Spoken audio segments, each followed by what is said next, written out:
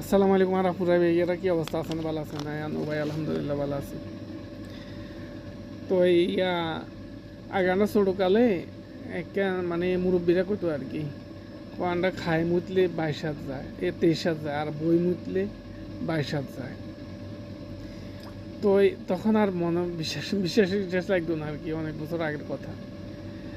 তো বর্তমানে এখন দেখতেছি আসলে খাই মুতলে 22 হাত 23 হাত যায়, আর নতলে মুতা ছুঁড়ে বঙ্গোপসাগরে যায় কেমনি হয় মানুষ কয়। আন্ডা এমতো মুতা মুতুম একেবারে বেগুন যাই হইবা বঙ্গোপসাগরে। তো কালে আরেক হাঁড়ায় কয়, বুঝছেন না, ইয়ং বয়সের হাঁড়া। আবার এগুলো বলে এমপি হবো, মন্ত্রী হইব সামনে, আর আমরা তাদের থেকে শিক্ষা গ্রহণ করতে হইব, বুঝছেন না। কয় আন্ডা এমতো মুতা মুতুম বেগুনে বই একসাথে, তাইলে রিক্সার দাঁড়ি ফেলা যায়, হাল ইয়াতে হইব বঙ্গোপসাগরে হইব যাই।